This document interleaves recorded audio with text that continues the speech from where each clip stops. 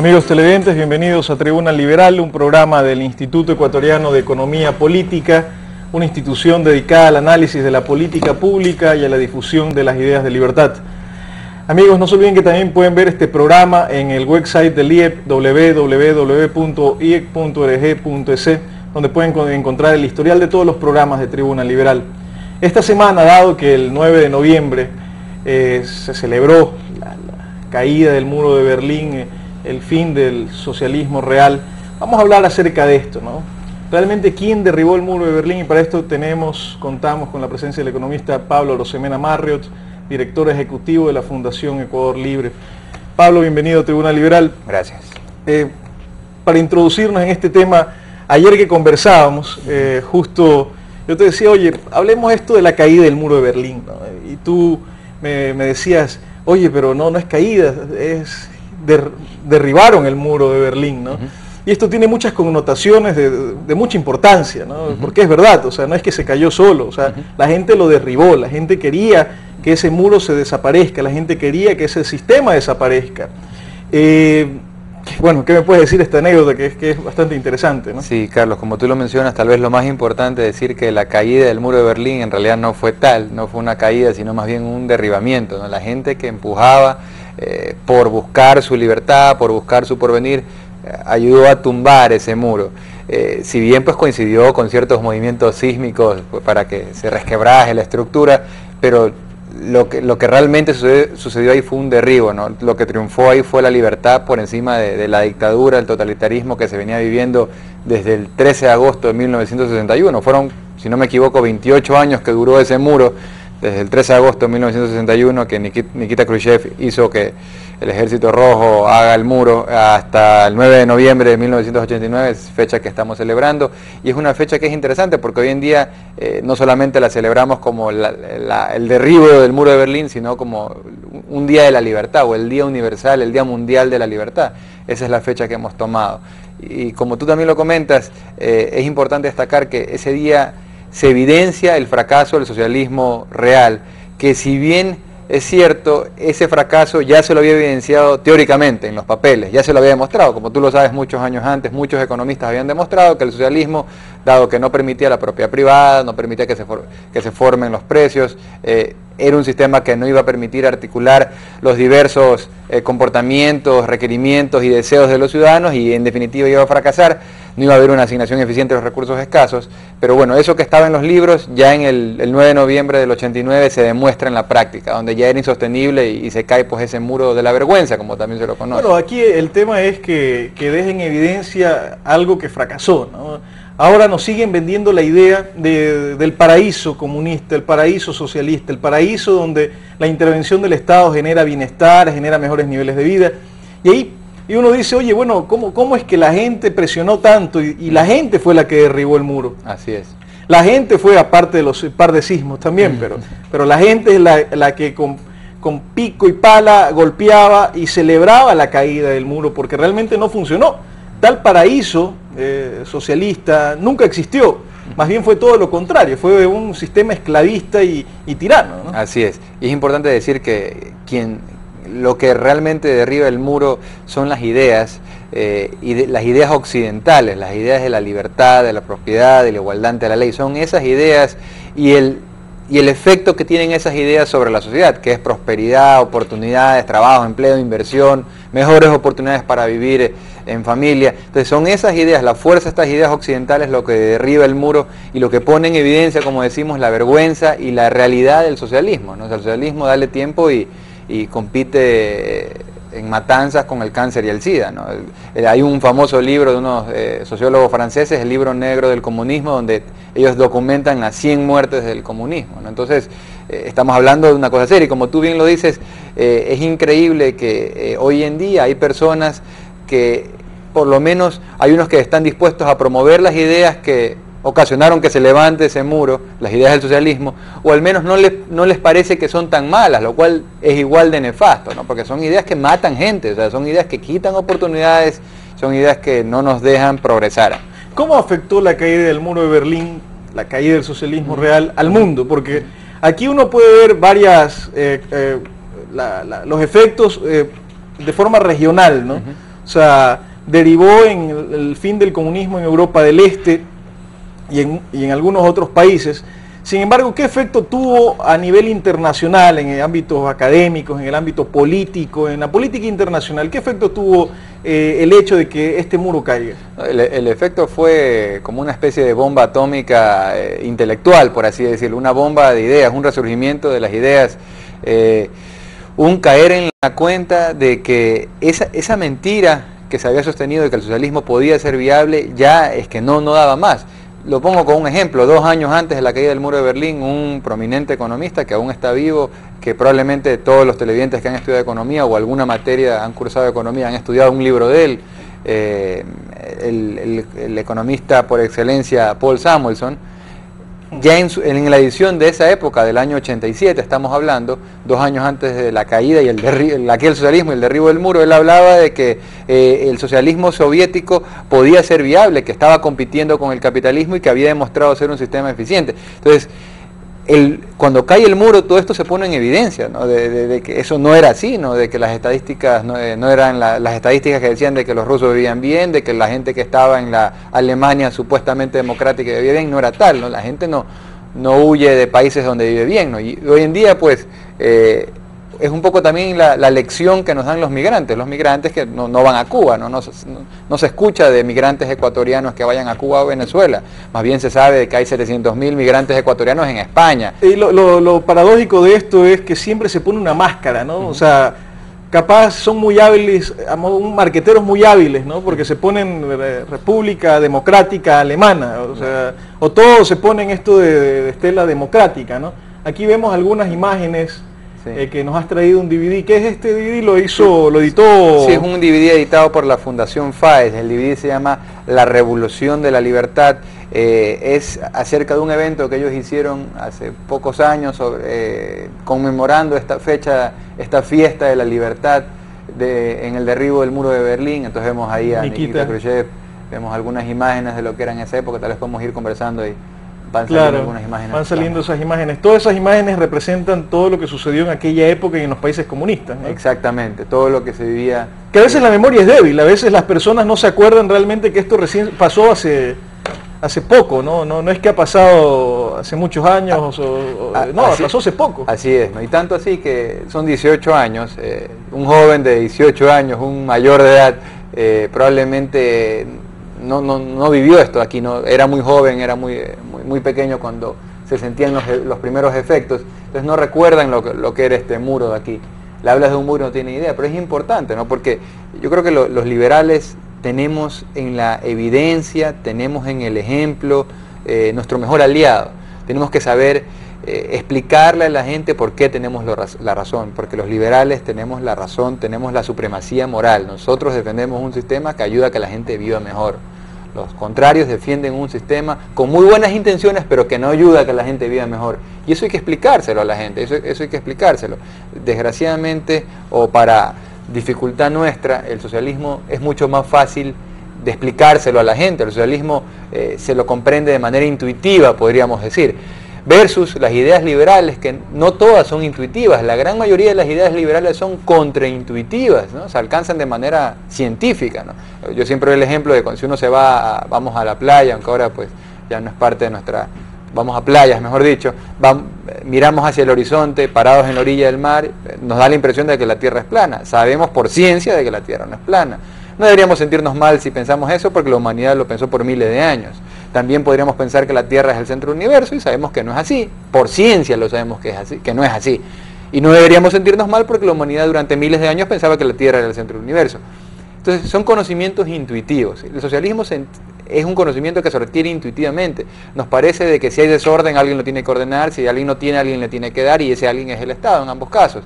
Pero esto, a medida que vamos reflexionando un poco más, nos damos cuenta de que la mejor manera de ayudar a los demás no es esa particularmente, sino más bien generando este marco institucional, este entorno que permita a cada uno salir adelante. Entonces, hasta cierto punto las ideas liberales son contraintuitivas, ¿no? Van contrario a lo que nos diría nuestra intuición. Por eso es que es tan difícil para los liberales explicar las cosas. Pero por eso te decía, el mayor aliado que tenemos son los ejemplos, ¿no? Como por ejemplo explicarle a la gente que el muro de Berlín no cayó, que fue derribado y que el muro era el muro de la vergüenza y que servía para contener la gente que vivía en el modelo socialista que quería salir huyendo al modelo liberal, ¿no? Como el caso cubano, ¿no? Gente que está reprimida y que igual arriesgando su vida tratan de cruzar el océano para llegar a un país donde le ofrecen oportunidades y libertad. Pablo, terminamos el bloque anterior donde se pasaron imágenes de todo el desastre que genera el socialismo, ¿no? Y lo que conversábamos también, decíamos que capaz la gente que promueve este tipo de ideas tiene mucha capacidad de marketing, ¿no? Siempre es democrático, uno habla de república democrática alemana, sin embargo encierra todo un proceso de destrucción de riqueza, encierra todo un proceso de destrucción de valores fundamentales para la sociedad, para crecer como sociedad. ¿Cómo avanzar en explicar a la gente? Muchos decían que es contraintuitivo, y es muy cierto, ¿no? Es contraintuitivo explicar a la gente de cómo un sistema, un marco institucional que salvaguarde las libertades, que salvaguarde el derecho a la propiedad, que garantice el orden natural de las cosas, ¿no? La familia como centro, no el Estado como centro, la familia como centro de un orden de la sociedad. ¿Cómo avanzar en ese sentido? Claro, el mayor desafío de los liberales es un desafío pedagógico, ¿no? Es cómo explicarle a la gente estas cosas que algunas son evidentes y otras no son tan evidentes. Desde la perspectiva liberal, hay ciertos temas que tal vez son más fáciles de explicar o apelar a la emotividad de la gente y sumar adeptos, ¿no? Como por ejemplo decirle a la gente, usted no cree que es importante su libertad de elegir, por ejemplo, dónde colocar su dinero o sus ahorros para la jubilación para su vejez, en el caso del sistema de capitalización individual versus un sistema de reparto como actualmente tenemos. Entonces, ese tema, esa lucha yo creo que es relativamente fácil de ganar porque apelamos a la pasión que nos genera la libertad de elegir, de saber dónde colocar nuestros recursos, nuestra propiedad. Sin embargo, hay otros temas que ya no son tan fáciles de explicar, ¿no? Por ejemplo, controles de precios. No es un tema me refiero a controles de precios de bienes, servicios, un salario mínimo, por ejemplo, que es un control de precio, o la tasa de interés de los bancos, que es otro control de precio. Eso ya requiere una reflexión mayor, o sea, eso ya no está en un ámbito o en un nivel de pensamiento tipo suma y resta, eso, pero ya es raíz cuadrada. Claro, pero lo paradójico de esto es que, por ejemplo, uno dice, capaz el pueblo tiene que sufrir las consecuencias de algo nefasto para aprender la lección. Por ejemplo, si uno habla de inflación, a los alemanes se crispan, ¿no? O sea, dicen no, o sea, no queremos tener inflación nunca más en la vida. Si uno le habla de intervención del Estado a los países, a los ciudadanos de Europa del Este, le dicen no, o sea, eso ya no lo queremos, ya lo vivimos, nos generó pobreza, nos generó miseria, ya no queremos eso. En Ecuador hemos tenido controles de precios, en Ecuador hemos tenido inflaciones, capaz no tan acentuadas como en otros países, pero lo hemos tenido. ¿Cómo explicar este fenómeno de que a pesar de que en la práctica se ha demostrado que el socialismo no funciona, que la intervención del Estado lo que más genera, o cuando es pronunciada, genera pobreza? ¿Cómo lograr esto, ¿no? ¿Cómo avanzar en nuestro país, en Ecuador, ya poniendo los pies acá, ¿no? ¿Cómo avanzar en este sentido? O sea, ese es el desafío de los liberales, conectar las consecuencias con las verdaderas causas. Las consecuencias, la pobreza, la insalubridad, la ignorancia, el malestar de las cosas, y con las verdaderas causas. Ese es el desafío, ¿no? Hoy en día pues hay un discurso que nos dice de que todo lo malo que ha vivido el Ecuador se debe a esa famosa larga noche neoliberal. Yo quisiera que el televidente tenga 3 argumentos que al menos lo hagan reflexionar para saber si aquí realmente ha habido una larga noche o una corta noche neoliberal. Primer argumento que yo le doy al televidente es que desde 1830 hasta el año 2007, de lo que yo he revisado las cifras del Ecuador, siempre, en cualquier gobierno de 1830 a la fecha, siempre el presupuesto general del Estado, el presupuesto del gobierno central, siempre ha crecido, siempre ha subido el nivel de impuestos, siempre ha subido el nivel de aranceles, siempre ha aumentado el número de burócratas, siempre ha aumentado el número de dependencias oficiales, es decir, el Estado siempre ha sido más grande. Y eso no es consistente con una política liberal, sino más bien... Los liberales, hasta donde yo sé, quieren reducir el tamaño del Estado. Sino más bien con una intervención más acentuada del Estado. Primer argumento, que es un argumento histórico. Habría que, o sea, si ha habido una larga noche liberal, ¿cómo se explica que el Estado haya crecido más? Solamente como muestra un botón, año 2000 al año 2007 el presupuesto se ha quintuplicado, en dolarizados el presupuesto pasó de 2.000 más o menos millones de dólares a 10.000 más o menos millones de dólares. En 7 años dolarizados el presupuesto se ha quintuplicado. Eso no es liberalismo. Pues. Neoliberalismo, ultraliberalismo sería que el presupuesto por lo menos se mantenga. Se hubiera mantenido en 2000. ¿verdad? Se hubiera mantenido en 2000, no que se hubiese quintuplicado. Primer argumento. Segundo argumento, uno se va a cualquier parte del mundo y quiere leer la prensa internacional y enterarse de cómo están las cosas. Lee el Wall Street Journal, el periódico de mayor prestigio. Y Este periódico tiene una publicación que la hace en conjunto con la Fundación Heritage, que tú la conoces muy bien, aquí siempre la mencionas, el índice de libertad económica. Y resulta que en ese indicador, que tiene el aval del Wall Street Journal, el periódico que leen todos los inversionistas del mundo, nos dice que el Ecuador está entre los países que gozan de menor libertad económica en el mundo, pero no en el 2007, o sea, el 2007 también, pero desde hace décadas. De hecho, no hemos tenido nunca una buena performance en ese indicador. Ecuador nunca ha gozado de libertad económica. Y un tercer argumento, otro indicador que tú muy bien lo conoces y aquí también lo mencionas, que lo hace el Banco Mundial, otra institución, haciendo negocios, también nos dice que el Ecuador es un país donde es muy difícil gestar negocios, generar negocios y conducir propiamente los negocios. Es muy complicado, es muy engorroso. Entonces, si en Ecuador el Estado cada vez ha sido más grande, un argumento histórico. Si en Ecuador, según el periódico de mayor prestigio a nivel de inversionistas, nos dice que Ecuador es un país muy intervenido económicamente. Y si el Banco Mundial, que es una institución que no se la conoce por ser liberal, en un reporte de ellos también nos dice que Ecuador es un país donde es muy difícil hacer negocios, entonces ¿de qué larga noche neoliberal hablamos? Ahí está el desafío de los liberales, conectar las causas con las consecuencias. Es por una larga noche intervencionista, socialista, de esas ideas que estaban del lado de adentro del muro, por esas ideas que estamos como estamos, pero no por un liberalismo que no ha habido en el Ecuador. ¿Cuál ha sido el liberalismo? ¿Cuáles han sido las privatizaciones? ¿Cuál ha sido la apertura económica? ¿Cuándo se cayeron las aranceles? Porque nadie se enteró. Porque que yo sepa, los jóvenes que quieren tener un vehículo, los jóvenes universitarios que nos pueden estar viendo, no se lo pueden comprar. No se lo pueden comprar. ¿Cómo evalúas las políticas del actual gobierno? ¿Con qué dirección van este tipo de políticas? Van en la dirección contraria. De la tendencia histórica. Claro, o sea, solamente para terminar con la idea, aquí hay un joven que nos está viendo que dice, yo soy joven universitario, como dicen, soy estudiante, ¿no? O sea, estudio y paso hambre porque no tengo mucho dinero y no me puedo comprar un vehículo. Tengo un vehículo que es una carcacha, está en mal estado. Bueno, ¿por qué no se puede comprar un vehículo? Porque no le alcanza dinero. ¿Y por qué no le alcanza dinero? Porque el vehículo es muy caro. ¿Y por qué el vehículo es muy caro? Por los altos aranceles que tienen los vehículos. Si sumamos aranceles, consumo especial, IVA, tiene más del 50%. Entonces, un liberalismo, neoliberalismo, ultra neoliberalismo sería eliminar el arancel de los vehículos, por ejemplo, y que ese joven que nos está viendo pueda adquirir un vehículo y pueda ir a su universidad en un vehículo decente y no ande exponiéndose a los riesgos que hay en este país. Entonces, a mi manera de ver las cosas, hoy en día estamos en un estado tal de las cosas que no avanzamos hacia una revolución de la libertad como la que se celebra el 9 de noviembre, no avanzamos hacia una revolución de los valores occidentales, libertad, propiedad, igualdad ante la ley, sino más bien pues lo contrario. Y seguimos, como tú decías, ¿no? con esta mascarada o con este marketing de que vamos hacia el progreso, pero en realidad, o que estamos avanzando hacia adelante, que estamos dando grandes saltos hacia adelante, como decía Mao, pero que terminan siendo grandes saltos hacia el vacío. Algo que vale la pena es que alguien, cuando diste el ejemplo del carro, que alguien te podría decir, bueno, ¿y la industria? ¿Qué pasa con los trabajadores? ¿No? Usualmente hay que decirles, a ver, explicarles todo el proceso para que la gente entienda cuáles son las ventajas y los beneficios de permitir a los individuos que escojan en libertad, tener sus opciones. ¿Qué sucede en este proceso? El individuo, el joven, compra un vehículo y se va a cerrar una industria nacional, pero ¿cómo esto genera creación de riqueza dentro de la economía? Claro, hay muchas cosas. Está el tema es como una especie de iceberg, ¿no? Vemos la punta del iceberg, la industria que se cierra y no vemos todo lo que está por detrás. Entre esas muchas cosas que no vemos está pues ese efecto ahorro de este joven que ahora paga menos por el vehículo que antes pagaba más. Y ese ahorro multiplicado por todas las personas que harían esta operación en el mercado generaría un stock de capital, un nivel de una cantidad de liquidez que permitiría generar nuevas inversiones, que se hablan, nuevas oportunidades de empleo, y la economía seguiría avanzando sostenidamente y eficientemente, porque se abrirían industrias que realmente se tienen que abrir.